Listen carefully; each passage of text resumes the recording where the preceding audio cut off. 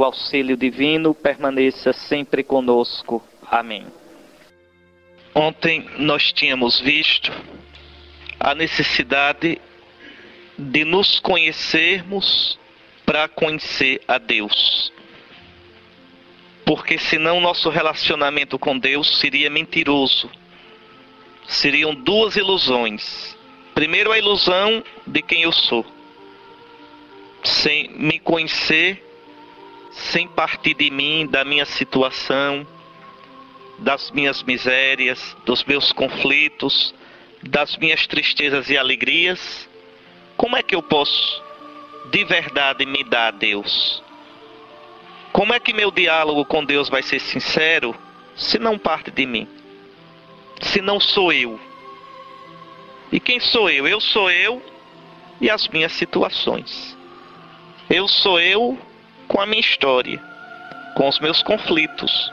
Todos nós temos feridas, todos nós temos conflitos, todos nós temos níveis nossos, regiões nossas frustradas. Será sempre assim, sempre. E sou eu, concretamente, que devo entrar em comunhão com Deus. O eu de verdade, não o eu fantasiado. Só assim eu posso encontrar também o Deus verdadeiro. O Deus que vai me falar nas minhas situações. O Deus que vai dizer, eu te amo como tu és, eu te amo nas tuas situações. Eu te amo com a tua história. É com a tua história, com a tua situação, com as tuas características, com a tua ferida, que eu quero o teu sim. Que eu espero o teu sim. Que eu quero me encontrar contigo. Então era o que eu dizia ontem. E eu dizia que esse conhecer a Deus são simultâneos. Simultâneos. Os santos todinhos fizeram isso. À medida que conheciam a Deus, iam se conhecendo. E à medida que iam se conhecendo, iam conhecendo a Deus.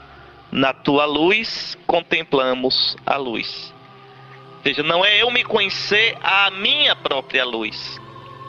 Não é eu estar bem comigo mesmo. É muito diferente o cristianismo, viu? Da espiritualidade budista ou hinduísta. Não é eu me conhecer a partir de mim, eu estar bem comigo. Não, é eu estar bem com Deus. Quando eu estiver bem com Deus, o estar bem comigo será verdadeiro. Será verdadeiro.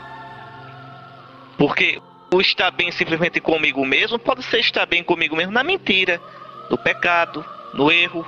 E aí não. Lembrem do que eu disse, a referência do que é a verdade, a referência do que é a luz, a referência do que é santo é Jesus. É Jesus. Não tendes outro mestre. Um só é o vosso mestre, Jesus. Também quando eu disse que nós precisamos entrar em nós para nos descobrir, é exatamente porque o Espírito de Deus habita em nós. Isso também tem que ficar claro. Para nós cristãos, eu não sou uma fagulha de Deus. Isso é conversa de budista. Nós não somos budistas. Eu não sou parte de Deus. Eu não sou Deus. Eu sou criatura. Pó que o vento leva. Por mim mesmo, vou para o nada. Mas aí é que está Deus, que é tudo. Deus na sua misericórdia. Deus na sua glória. Veio a mim no seu Filho Jesus. E porque eu fui batizado e recebi o Espírito Santo de Jesus, eu posso dizer que Deus habita em mim de um modo novo. Isso é fato, isso é real. O Espírito de Deus habita em mim, né? Não é, não, porque eu sinto uma força interior. Não, vamos deixar esse discurso esotérico. Não, o Espírito Santo, a terceira pessoa da Trindade, Deus, habita em mim desde o meu batismo. E se a gente cumprir o que São Paulo pede, não entristeçais, não sufoqueis, não extingais o Espírito que recebestes. Esse Espírito Santo de Cristo trabalhará em mim. Qual é o trabalho do Espírito Santo em mim? Me dá os sentimentos de Cristo, as atitudes de Cristo, o modo de ver a vida próprio de Cristo. Então, depois de falar deste conhecer-se, vamos agora para um segundo tema, um segundo ponto. Desertos. que é um tema que aparece tanto na Bíblia. O povo de Deus atravessou o deserto. O povo de Deus viveu numa região desértica. De modo que deserto é uma imagem, né? O nosso Salvador Jesus Cristo começa seu ministério público no deserto. O deserto é um dos grandes temas da espiritualidade cristã. Trata-se, antes de tudo, de um lugar inóspito, tórrido, solitário e, por vezes, ameaçador. Interessante que existem muitos tipos de deserto. O deserto do Sinai é o mais impressionante dos que eu já vi. É tudo de pedra. Uns vales enormes. Muito bonito, mas aterrador. Aterrador. De uma solidão. Há desertos como o Saara, só de areia, parece areia do mar. De dunas. Há desertos de areia pedregosa, como o Pissarra, uma pissarra grossa. Mas é sempre o deserto. Ali, no deserto, o homem está nu. Despojado de todos os seus apetrechos, apanhado entre a terra e o céu, entre dias extenuantes de calor tremendo e noites geladas. Ali, ninguém pode viver se não for ajudado por Deus. Não tem garrafinha de água, não tem ar-condicionado, não tem carro, não tem nada, não tem nenhuma árvore para dar sombra. O homem está só diante de Deus. No deserto, o homem experimenta o quanto ele é pobre, o quanto é limitado. Ninguém pode morar ali sem enfrentar mais cedo ou mais tarde os assaltos dos demônios. Os primeiros monges iam para o deserto para combater os demônios. O que é isso? É que na solidão, no repetir a mesma coisa, sem distração, o que é que vai aparecendo? O mundo interior da gente, os demônios da gente. Eu repito, nós vivemos na periferia da gente. Nós vivemos distraídos entre tantas conversas, tantas distrações, tanta internet, tanta televisão. Então a gente não se conhece. Não se conhece. Às vezes a gente olha e diz, não, eu não tenho grandes problemas, eu não tenho... Não, é porque a gente não se conhece. Se a gente entrar na gente, se a gente deixar que suba o nosso interior, aí a gente vai ver como a gente precisa ser tratado, como a gente é ferido, como nós temos desejos, sentimentos, atitudes que são tão alienadas daquilo que nós nos propomos a ser. Então no deserto aparecem os demônios. Para os antigos, o deserto é a habitação dos demônios. E aqui eu quero falar dos nossos demônios, né? Dos meus vícios, das minhas más tendências, que me escravizam, que me afastam do meu eu verdadeiro. Qual é o meu eu verdadeiro? É ser imagem de Cristo Jesus. É ser livre para Cristo. Então, de modo que viver no deserto é conviver com milagres e tentações. No deserto, a gente experimenta a presença de Deus na vida da gente. Como Israel, nos 40 anos de deserto. Ali, Israel experimentou o carinho de Deus, que o fez atravessar o mar, que lhe deu a água da rocha, que lhe deu o pão vindo do céu, que fez vir as codornizes para dar carne ao povo. Ou seja, Deus que cuidou do seu povo. Acho que ontem não deu tempo, mas vocês podendo hoje, peguem Deuteronômio 8 para vocês verem. O Senhor teu Deus te provou, te colocou num deserto de solidão desoladora, para ver o que tinhas no coração. Ora, como eu disse ontem, Deus sabe o que a gente tem no coração, a gente é que não sabe. Então, é na crise, na solidão, que vai aparecer o que eu tenho no coração. No deserto, abre-se para nós uma realidade que sequer sonhávamos existir. A gente descobre um outro mundo, o mundo de Deus. Por outro lado, paradoxalmente, esse deserto que é lugar inóspito, tórrido, solidário, é também extremamente fértil. O deserto não é estéril. Quando chove no deserto, quando tem água, a vida brota. Tá certo? Então, basta que haja água e brotam a erva e até mesmo as flores. E ali se pode semear o trigo que alimenta, a oliveira que produz o óleo que ilumina e a uva que traz o vinho da alegria. Muito bem, isso é o deserto. Os antigos místicos cristãos iam para o deserto para estar sós consigo mesmos, para migrarem para dentro do seu coração e aí buscarem a Deus e a si próprios. É o sentido ainda hoje da vida monástica. Alguém vai para o mosteiro não é porque está desiludido com a vida. Vai para o mosteiro para estar sós com o Senhor. A solidão exterior, o silêncio, o não ter divertimentos e distrações, leva a pessoa a mergulhar no seu interior. Mas não é um mergulho interior para estar lá, numa boa, não tem nada disso. Mergulha-se no interior diante de Deus, diante de Cristo, para combater seus demônios e se parecer mais com Jesus. Então, isso é da tradição cristã. O monge faz isso, os monges do início do cristianismo faziam muito isso, mas todo cristão tem que fazer isso, buscar a Deus e a si próprio. Assim, o deserto exterior é condição e imagem do deserto interior. São Gregório Magno, falando de São Bento lá no século VI, diz que Bento retornou à sua amada solidão e sozinho, debaixo do olhar do celeste espectador, passou a viver consigo mesmo. Expressão bonita essa. Viver consigo mesmo diante de Deus. Enfrentar-se a si mesmo diante de Cristo, na luz de Cristo. Aqui eu peço muito a vocês isso.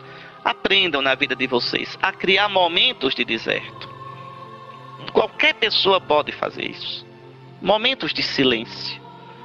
Mas se propor. Já dei ontem alguns exemplos. Quando se levantar logo cedo. Levante-se sem logo cair na atividade. Sem se preocupar logo em estar falando. Silenciosamente. Fazer seu asseio matinal em silêncio. Sem estar pensando mil coisas. Diante de Deus. Se colocando diante de Deus. Tomando consciência de que um novo dia está começando. Não precisa pensar, ficar pensando. Não. Simplesmente esteja ali em paz. Para começar o dia sossegado. A gente mal se sente, a gente. A gente vive tão fora da gente. Que a gente mal se experimenta. Dizer, meu Deus, eu existo. Eu estou diante de ti. Eu vivo. Um novo dia tu estás me dando. Entende? E criando isso. Às vezes, uma horinha durante o dia para rezar, está em silêncio. Então, esses momentos de deserto são importantíssimos.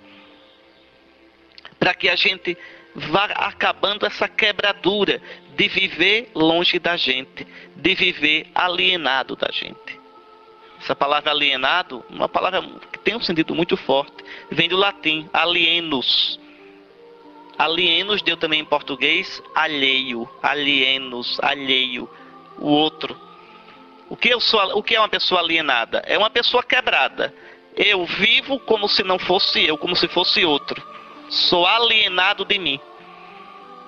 Sou outro em relação a mim. Eu não estou comigo.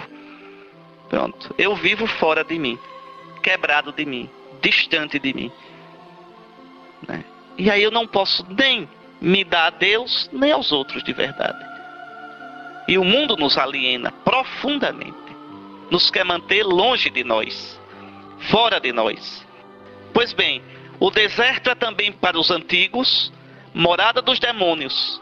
Então o monge ia para o deserto para se encontrar consigo diante de Deus, né? Encontrar-se consigo e encontrar em si próprio Deus. Mas aí ele ia ter que combater os demônios. Vai-se ao deserto para lutar contra os demônios. Nossos demônios. Entrar no deserto é entrar no domínio dos demônios e combatê-los frente a frente. Neste combate, os místicos sempre tiveram consciência que lutavam pela humanidade toda. Sua vitória era a vitória da humanidade. Sua vitória sobre os demônios tornava o mundo mais transparente e saudável. É assim. Como dizia Elisabeth Lézé, toda alma que se eleva, eleva o mundo. Quando a gente melhora humanamente, quando a gente se torna mais de Deus, mais transparente, a gente também melhora o mundo. A gente melhora as relações ao redor da gente. Uma pessoa em paz consigo, uma pessoa centrada em Deus, ela pode levar a paz a tanta gente. Um monge russo, São Serafim de Sarov, dizia: conserva em paz o teu coração e uma multidão se salvará ao teu redor. E é verdade. Então, veja, o monge sabia que o combate dele ainda hoje é assim. É pelo mundo todo. É a humanidade como família, a humanidade como um todo, que se torna melhor, mais transparente, mais saudável. Eu repito, a gente nunca teve tanta gente doente como no mundo atual. Né? Doente, alienada de si, presa a tanta bobagem, a tanta coisa superficial. Pode olhar, o mundo de hoje multiplica eventos. É Copa, é Olimpíada, é Carnaval fora de época. Por que se multiplicam os eventos? Para distrair a gente. A vida, na sua cotidianidade, vai se tornando insuportável. Querem ver outro sinal dessa doença? O turismo. Não é que o turismo em si seja mau. O turismo em si não é o mal. Mas é uma febre turística. Andar. Fugindo de mim. Por que andar? Para ver sempre o exterior. Como nada me satisfaz no exterior, eu tenho que ver sempre o novo. Quase como uma coisa compulsiva. Fugindo do meu interior. Quer ver outro exemplo? O consumo. O incentivo ao consumo do que eu não preciso. Despertam-se necessidades que não são reais, mas sempre me tirando de mim. E quanto mais eu me alieno, mais vazio, mais infeliz, mais quebrado. É um processo terrível de alienação. Se eu não tiver isto, eu não sou feliz. Veja, como se a minha felicidade estivesse fora de mim, nisto. Quando a minha felicidade verdadeira está em mim. Em mim. Mas não é em mim sozinho. É porque Deus está em mim. O Espírito de Deus, o Espírito que Cristo me deu, está em mim. Então existe um processo e a gente entra nisso. De alienação. Então é preciso voltar para nós. Há muitos tipos de desertos. Há deserto e desertos. Por exemplo, o deserto do próprio corpo, como uma doença, a velhice, as consequências de um acidente, são desertos. Né? O deserto do coração, o desejo não realizado, um amor frustrado, as securas, né? A solidão, os aborrecimentos, a experiência do desamparo, das carências, as melancolias. O deserto da inteligência, quando aquilo que acontece no mundo ou acontece comigo, eu não posso compreender. O que significa essa violência?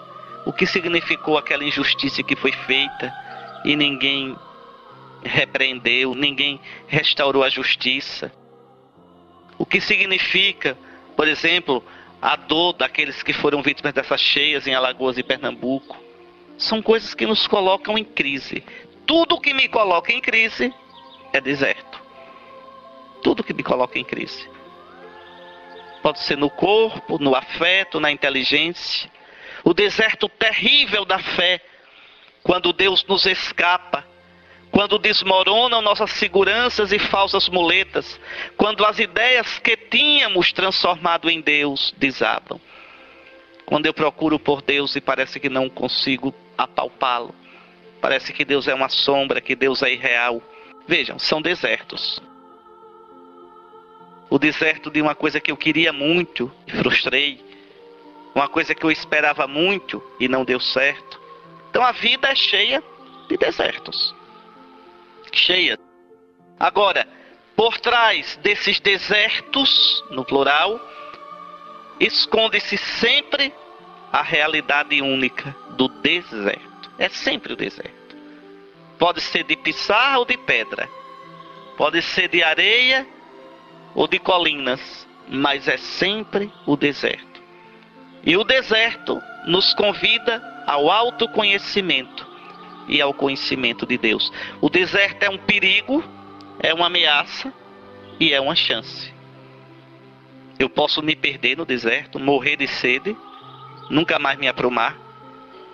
E eu posso, do meu deserto, me conhecer e conhecer a Deus. E sair livre, maduro, realizado.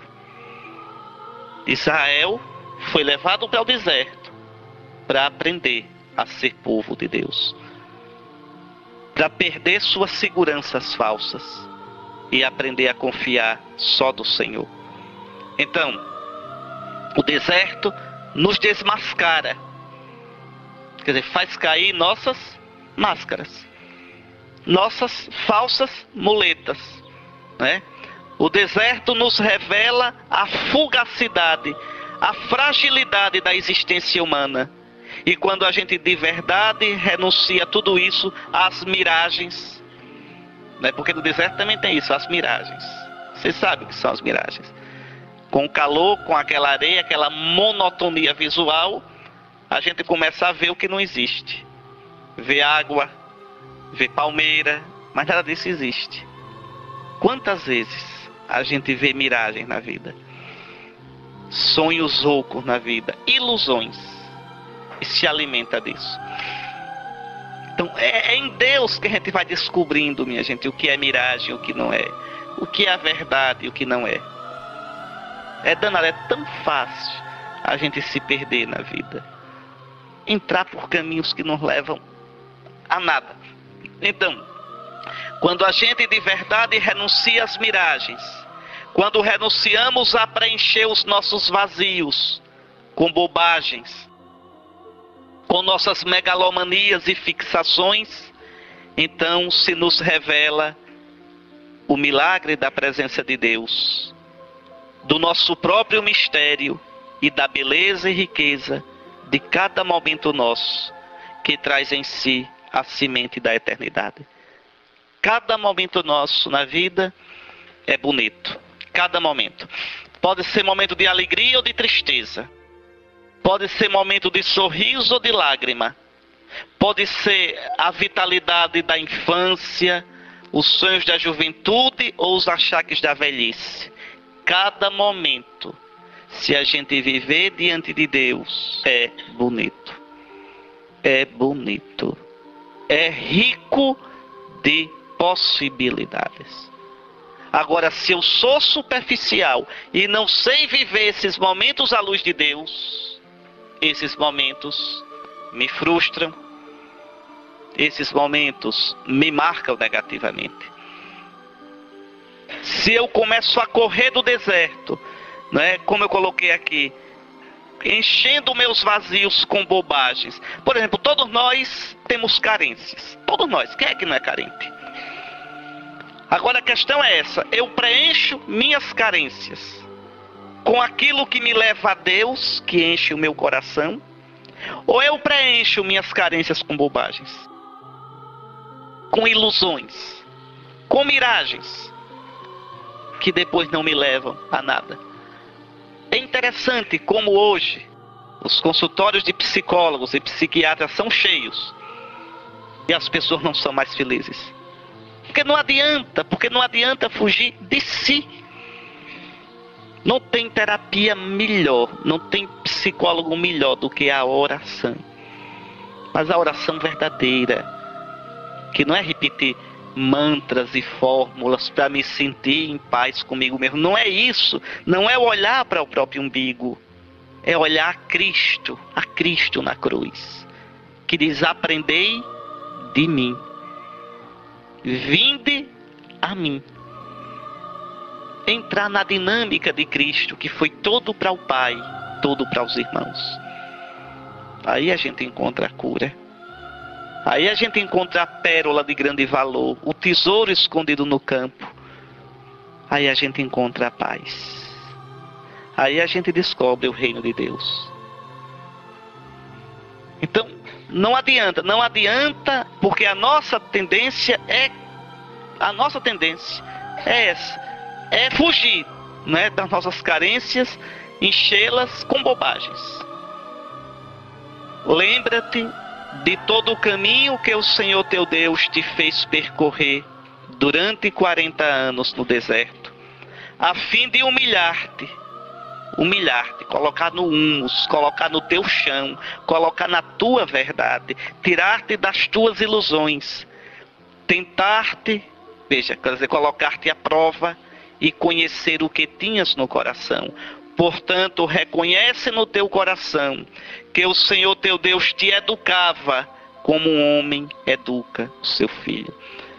Quando eu descubro que na minha vida eu caminho diante de Deus, e que mesmo os momentos tristes e de crise da minha vida são chances que Deus me dá para o meu crescimento, para a minha conversão, para colocar minha esperança nele, não nas minhas muletas. Quem vive isso, quem descobre isso, nunca perderá a paz. Não estou dizendo que não vai sofrer, não estou dizendo que não vai chorar, mas no mais profundo de si, a paz. Olhe Nossa Senhora ao pé da cruz. Quanta força, quanta integridade, quanta dignidade. De pé ao pé da cruz, junto à cruz, estava Maria, sua mãe. Onde foi encontrar essa força toda? Onde foi encontrar essa elegância toda? Porque foi uma mulher provada pelo deserto. O deserto da solidão em Nazaré, né? Aqueles anos de silêncio, quando José depois morre, Jesus sai de casa. O deserto de perder o filho que se dedica totalmente ao reino de Deus.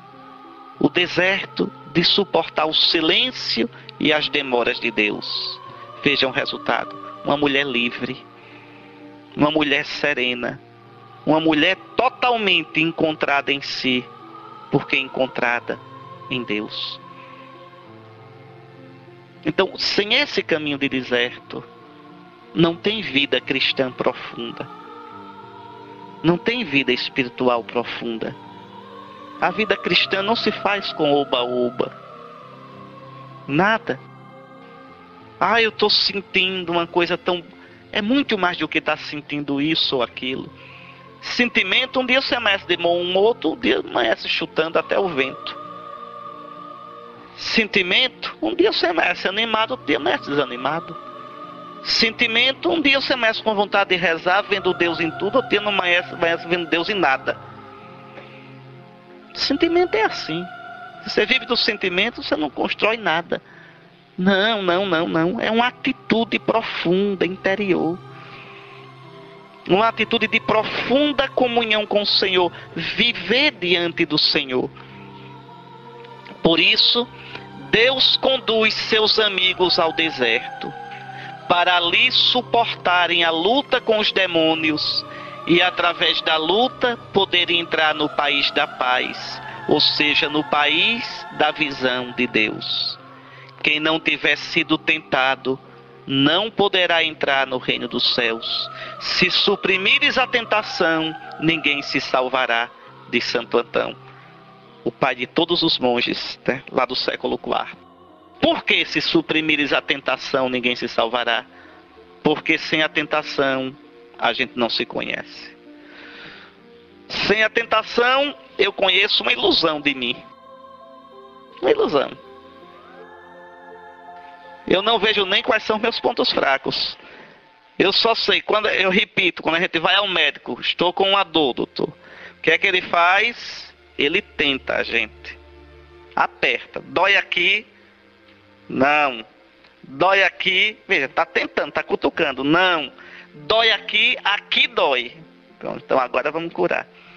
Sem isso, então Deus vai fazendo isso na vida da gente. Aqui dói? Não. Aqui dói? Não. Aqui dói demais. Então é aqui que você tem que corrigir. Sem a tentação, a gente viveria na ilusão, na imaturidade. Deus não alimenta imaturos. Deus não alimenta nossas infantilidades. Deus nos faz livres, homens e mulheres maduros. Essa religião de besteirinha, de infantilidade, isso nunca foi religião verdadeira. Tem muita coisa hoje assim na igreja, parece produto do supermercado, todo dia tem coisa nova. Pode olhar como é interessante hoje, né? Todo dia tem um texto novo, um rosário novo, uma cantiga nova, uma dancinha nova, um slogan novo. Todo dia tem um slogan, um novo programa pastoral para salvar o mundo. Tudo isso é infantilidade. No fim das contas, o que fica é Deus que nos chama a caminhar com Ele e o caminho passa pela cruz. O que fica é isso. O que fica é isso. Tá certo? O que fica é isso. Que está lá no Santo Evangelho. Que nossos antepassados viveram. E o que nós temos de viver também. É através das tentações no deserto que o homem obtém um faro, um instinto do Deus verdadeiro. Sem tentação, o homem estaria no perigo de apoderar-se de Deus. Mas aqui não seria Deus verdadeiro, é um ídolo. E torná-lo inofensível e inútil. O meu Deus, meu Deus me dá tudo o que eu quero. Isso não é Deus, isso é um boneco que você fez. Meu Deus, não tenho problema com meu Deus. Não, meu gente. O Deus verdadeiro é perigoso. O Deus verdadeiro coloca a gente em crise. O Deus verdadeiro é aquele Deus que se revela na cruz de nosso Senhor Jesus Cristo. O Deus verdadeiro é aquele que diz: eu sou o Senhor teu Deus, que não aceita suborno. Tu não me compras com presentinho. O Deus verdadeiro nos arranca da gente para nos fazer crescer na direção dele. Não é o Deus que me alisa. É o Deus que me dá a paz, mas não me deixa em paz. É o Deus que me educa. Eu sou o Senhor teu Deus, que te educa para o teu bem. Esse é o Deus verdadeiro. É na tentação que eu vou descobrir a verdade da minha adesão a Deus. É no deserto. Pela tentação, o homem experimenta existencialmente a sua distância em relação a Deus. Sente a diferença entre Deus e o homem. Experimenta a indisponibilidade de Deus. Nosso Deus não é um cachorrinho que eu faço totó, chegue, e ele vem. É nada.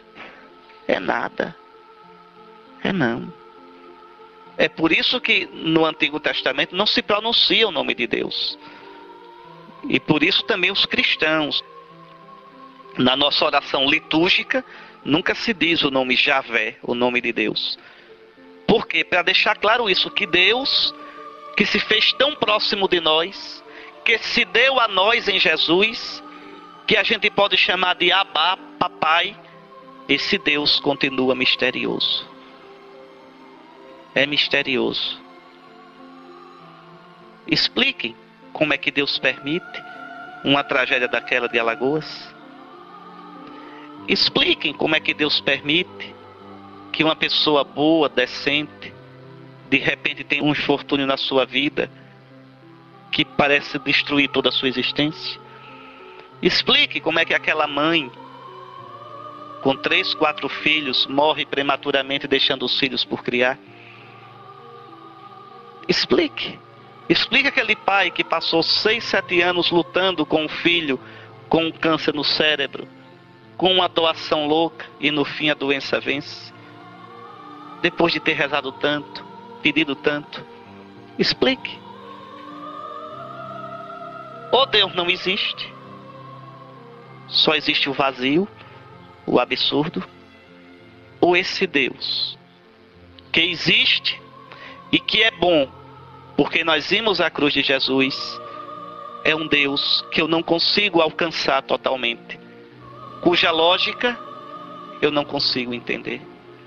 Em outras palavras, em teologia se diz, é um Deus diferente, separado, além de tudo o que eu possa imaginar. Existe uma palavra para isso em hebraico, kadosh, santo. É isso que significa que Deus é santo. É o outro com O maiúsculo, é o separado, é o que está para além de tudo.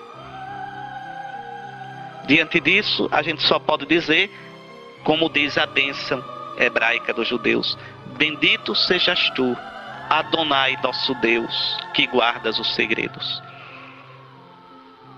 Eu não sei explicar. Eu não sei explicar o porquê sou assim, porque nasci dessa família, porque nasci nessa época, com esse temperamento, com essas feridas, com essas marcas. Ou vou dizer que Deus não existe, que não me ama, ou eu vou dizer, Senhor, que tu existes, eu sei, eu creio. Que tu és amor, eu vi na cruz do teu filho. Eu vi que tu és amor, eu vi que tu me amas, mas eu não te compreendo. Tu és grande demais. Eu não te dobro a mim. Eu tenho que me curvar a ti. Deus nunca será o Deus dessas seitas que você faz assim e ele vem. O Deus da arrumação, o Deus que me paparica. Não. Esse Deus não existe na Bíblia. Esse Deus não existe na Bíblia. Então, é na provação, é no deserto, é na crise que o Senhor nos educa. Olha o que Jó diz. Jó, vocês sabem, é um personagem literário. No livro de Jó, o autor sagrado quer responder a uma questão: por que o justo sofre? Por que o homem bom, reto, amigo de Deus sofre? Porque os antigos diziam, antes do exílio de Babilônia, diziam assim: quem é amigo de Deus tem longa vida, dinheiro e muitos filhos, de modo que quando morra, o seu nome fique nos seus descendentes. O homem ímpio tem vida breve, em geral de morte violenta, não tem filhos, os seus filhos são desmantelados e amaldiçoados e morre na miséria. Era essa visão simplista que existia no antigo Israel. Não se sabia que existia vida após a morte. E exatamente o livro de Jó e alguns outros livros da Bíblia vão desmanchar essa visão. No livro de Jó, o autor mostra um homem santo, amigo de Deus e que de repente perdeu tudo. Os filhos, os bens, a saúde, a honra.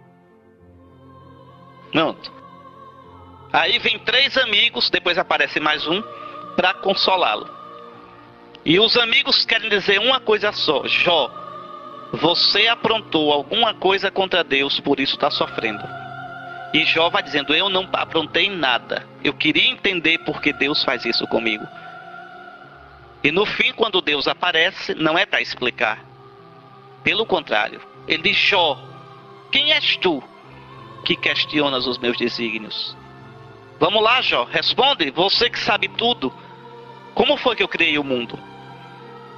Onde é, Jó, que eu escondo os ventos? Onde é que eu guardo o sol e o faço nascer todo dia? Vá, Jó, responda. De onde vem a luz?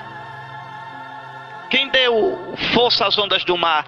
E aí Jó vai ficando assim e vai dizer, olha aqui: reconheço que tudo podes e que nenhum de teus desígnios fica frustrado. Sou aquele que denegriu teus desígnios com palavras sem sentido. Falei de coisas que não entendia. de maravilhas que me ultrapassavam.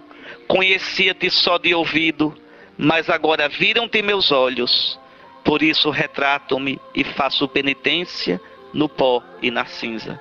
Em outras palavras, Senhor, eu não sei por que estou sofrendo, porque perdi meus filhos, minhas coisas, mas eu confio em Ti. Senhor, eu não te peço mais explicações, eu confio em Ti. Eu me abandono em Ti. No deserto do meu sofrimento, no deserto da minha dor, eu me jogo nas Tuas mãos. Veja, Jó sai maduro. Eu repito, o deserto ou desmantela a gente de vez, ou confirma a gente. Por exemplo, o deserto do casamento. Vocês que são casados sabem disso. Épocas em que a relação entre os dois é um deserto. Parece que a compreensão desaparece. Parece que a empatia é ameaçada. Ou os dois se seguram ali, naquele deserto, lutando, e aí, atravessando o deserto, o amor sai confirmado, mais maduro, mais profundo, dependendo menos de emoções e muito mais numa adesão profunda de todo o ser de um ao outro, ou dali mesmo sai o desmantelo, acabou-se. Não adianta. A gente não constrói nada de duradouro, nada de profundo, sem passar pelo deserto. É da dinâmica da nossa vida. O Senhor nos coloca no deserto para nos provar. O Senhor nos coloca no deserto para nos fazer crescer. E repito, o deserto é uma ameaça, pode me destruir. E o deserto é uma chance, pode me confirmar e me amadurecer para sempre. Depende do meu modo de entrar no deserto. E não adianta fugir. Não adianta fugir. Então o deserto é esse processo de amadurecimento. Por isso o Senhor Jesus começa a missão dele no deserto. Tentado. Tentado a um tipo de Messias fácil, que faz show, pula do templo para baixo, milagreiro, transforma a pedra em pão. Veja, segundo a lógica do mundo, ajoelhar-se diante da lógica do diabo para ter a amizade dos grandes. E Jesus luta contra isso e abraça o caminho da cruz. Então, a tentação faz-nos ver que não somos Deus. Deus está no céu. Tu, ó homem, estás na terra. Tu não és Deus. Tu não entendes tudo. E aqui está a revolta do mundo. Porque o homem não aceita isso. O homem quer ser como Deus. Se eu não entendo, então Deus não existe. Se não cabe da minha lógica, então Deus não é o Deus verdadeiro. Se não sai como eu quero, então eu viro as costas para esse Deus e vou procurar um Deus mais fácil, que é um ídolo. Que é um ídolo. O deserto, portanto, é lugar de tentações exteriores e interiores. Sem elas, não entraríamos em contato com a nossa humanidade, com a nossa realidade concreta, e cairíamos numa espiritualidade mentirosa, angelista, idealizada, completamente irreal, alienante, não libertadora de nós mesmos. Não sairíamos de nós mesmos em direção ao homem novo, Jesus Cristo. Ao invés, as tentações nos obrigam a cravar nossas raízes ainda mais profundamente em Deus e depositar nossa confiança nele, pois as tentações mostram que a partir de nossas forças não podemos vencê-las.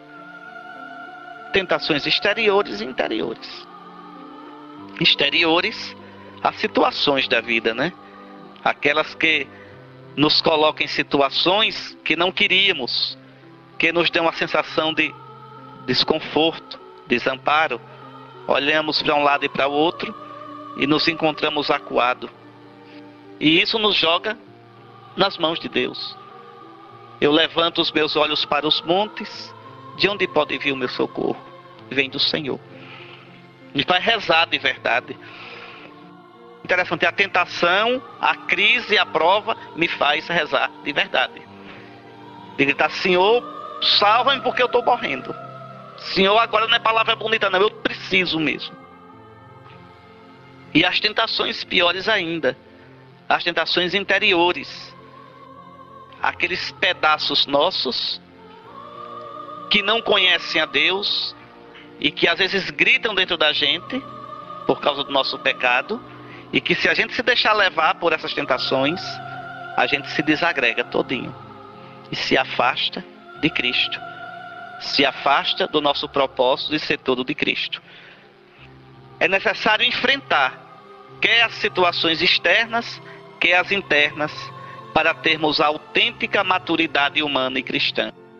Uma coisa é certa, não conseguiremos chegar a Deus sem lutar, sem sujar as vestes. Não se pode ser cristão, minha gente, sem lutar. É um combate, é um combate. Nós temos sentimentos, desejos, pensamentos doidinhos. Todos nós. E é preciso lutar. Quem nos purifica não é a gente mesmo, é Cristo. Tão bonita aquela passagem do Apocalipse. Um dos anciãos tomou a palavra e disse-me: estes que estão trajados com vestes brancas, quem são? De onde vieram? Estão de branco por quê? Porque nunca se sujaram? Porque são imaculados? Não. Esses são os que vêm da grande tribulação, vêm da vida. Lavaram suas vestes e alvejaram-nas no sangue do Cordeiro. É Cristo que nos purifica. É Cristo que nos perdoa. É Cristo que nos restaura, que nos cura, que nos recompõe.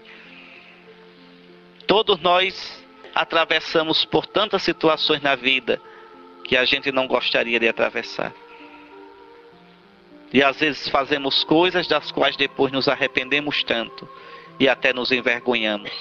Mas aí a gente olha o Senhor e busca nele o perdão, a cura, a renovação da vida.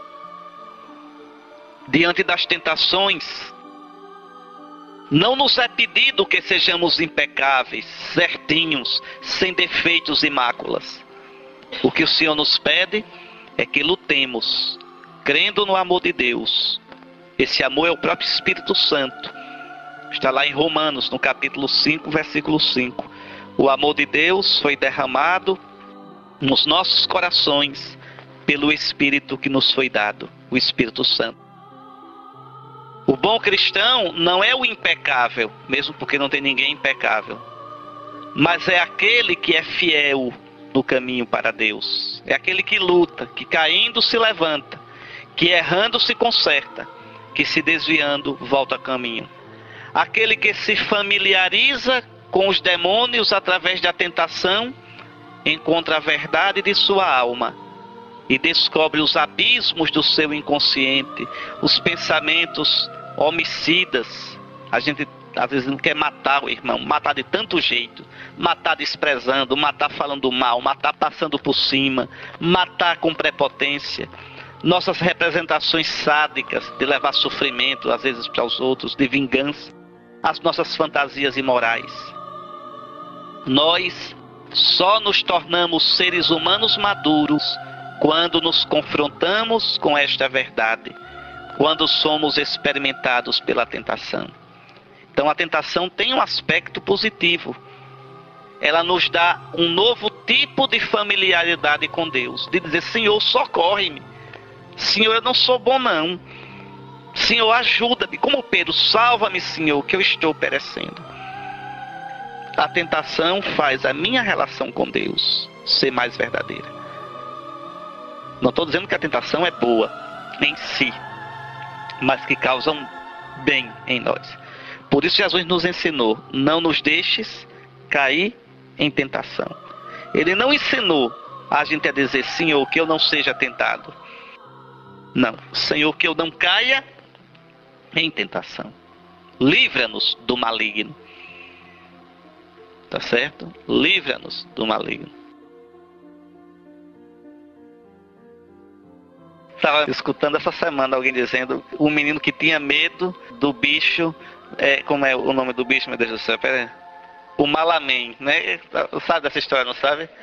Que o menino escutava a mãe dizendo todo dia: livrai-nos do Malamém, livrai-nos do Malamém. Então, esse bicho chamado Malamém, né? Que é um bicho perigoso, repare, né? Vamos dizer, mas livrai-nos do Malamém, um lobisomem, um bicho desse. Pois bem, então nosso Senhor nos ensinou a pedir isso: não nos deixeis cair na tentação, livra-nos do mal, não é do Malamém, mas tudo bem. Então, vejam, aí a gente experimenta na tentação a presença de Deus muito mais profunda do que costumávamos experimentar anteriormente. Sem a tentação, vamos nos tornando desleixados, autossuficientes, começamos a vegetar espiritualmente, repousando em nós mesmos e não em Deus. Tentados, aprendemos a combater e a gritar realmente por Deus. Experimentaremos que é o Espírito de Cristo que age em nós e deixamos que Ele haja.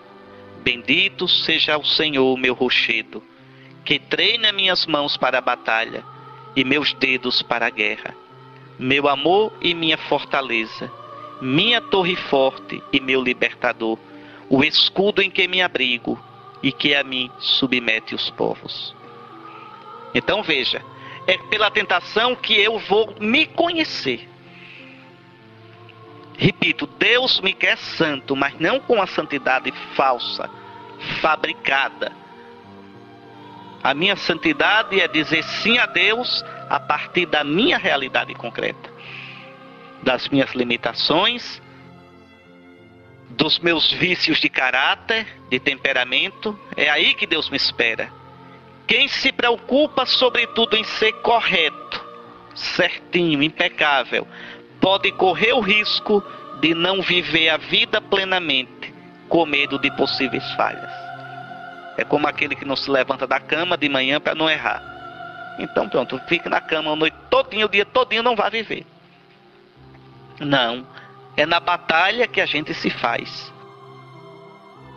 Veja, esse que vive assim, preocupado em ser correto, no sentido de certinho, poderá até ser uma pessoa correta, mas não terá grandes horizontes, não desabrochará, será medíocre, medroso, teve medo de enfrentar a vida.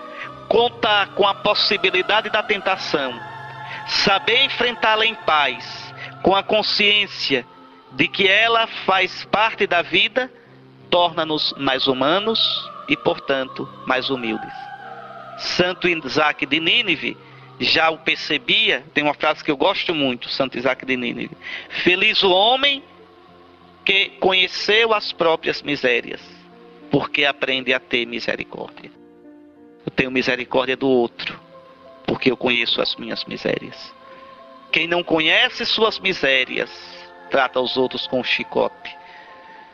Quem não se conhece, não conhece suas misérias, é prepotente em relação aos outros, não tem misericórdia, julga, não admite o erro dos outros.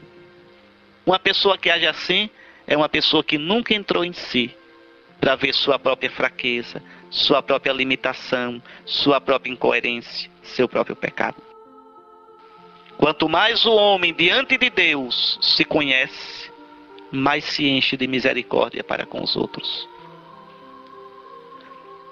Pois bem, as tentações nos tornam vigilantes e nos abrem então para os outros. É uma imagem falsa da santidade pensar que o santo está acima de todas as tentações.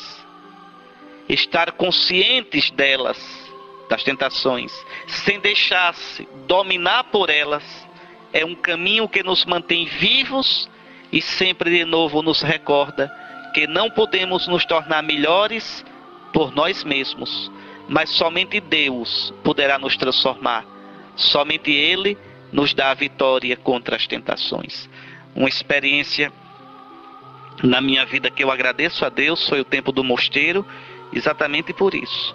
a gente vai vendo os pecados da gente. E a gente vai vendo que a gente não é bonzinho. E que sozinho a gente não pode sair disso. É muito quebrado. O pecado feriu muito a gente. O pecado prejudicou muito a gente. Nossos pensamentos, nossos desejos, nossas ideias. E aí a gente é obrigado a dizer: Senhor, salva-me, porque eu estou me afogando. Senhor, se tu não me sustentares, eu jamais serei livre de mim mesmo. Quantos desejos, quantas intenções nossas não são puras, não são sinceras. Quantas máscaras, quantos joguinhos para se afirmar, quantos sorrisos e abraços não brotam da pureza do nosso coração. Quanto mais a gente entra na gente, mais a gente vê que é quebrado. Salva-me, Senhor, porque eu estou perecendo. Salva-me de mim mesmo, Senhor. Salva-me de minhas máscaras, de minhas falsas muletas. Bom, eu deixei aqui para vocês meditarem. Primeiro essas palavras tão bonitas, olhe. Seja como for, não conseguiremos escapar ao deserto. É o que restará de nosso corpo quando o tempo tiver reduzido a pó. Aí a vaidade vai desaparecendo, não tem jeito, né? É o que restará dos nossos amores quando a provação estiver desatado de seus mais doces laços. É o que restará de nossos pensamentos mais sublimes quando o esquecimento estiver apagado. É o que restará de nossas crenças quando contemplarmos a Deus tal como Ele é e não mais como cremos ou pensamos ou imaginamos que seja. Aceitar nosso deserto é aceitar nossa carência de ser, né? Nossa pobreza de criatura. Somos limitados, somos Deus não. É aceitar o nosso ser como pó e saber que não pode haver melhor leito, não pode haver panos mais belos, onde possamos acolher a luz, porque despojados de nossas ilusões, seremos nós mesmos. Nós passamos, minha gente, passamos depressa. A gente briga para se impor, e depois eu só vou ser pó que o vento leva. Pó. Não estou dizendo isso para a gente se descuidar da vida e não ter ideal. Mas é para a gente lutar e ter ideal, sabendo que, no entanto, a gente é relativo. Não absolutizar nossas ideias. Não absolutizar nosso trabalho. Não absolutizar nada nem ninguém. Mais para frente nós vamos ver isso, no outro tema. Então, a provação do deserto é a provação da maturidade. O fruto maduro, sem pressa e sem lamento, que cai da árvore, porque amadureceu. É tão bonito. Carência e plenitude no deserto permanecem indissoluvelmente ligadas. Aqueles que conseguirem suportar esse casamento, essas núpcias de carência e plenitude, morrerão também, sem dúvida, mas não morrerão sem terem vivido e poderão por fim repousar no coração do Senhor. E aqui para responder, quais são meus demônios fundamentais? Procuro assumi-los, quer dizer, reconhecê-los, dar-lhes nome, né? Eu vou mascarando. Como me comporto em relação a eles? Fujo, sucumbo ou luto com paciência diante de Deus até vencê-los? Bom, fiquem com isso para meditar. Nos encontraremos, se Deus quiser, às 15h30. O nosso auxílio está no nome do Senhor. Então parem, releiam com calma, meditem. Se quiserem, tomem Deuteronômio 8. Tem também a meditação de ontem. Quando estiverem cansados de pensar, vão andar um pouco, olhar o rio. Se sentirem necessidade de conversar com alguém que queira também conversar, se sentir isso, também não vou querer que subam pelas paredes, mas que não façam isso aqui no meio do corredor, atrapalhando. Bom, são todos adultos, mas quanto mais em silêncio vocês ficarem, mais proveito terão do retiro. Deixe que nosso Senhor lhes fale, tá certo? Até mais tarde, se Deus quiser.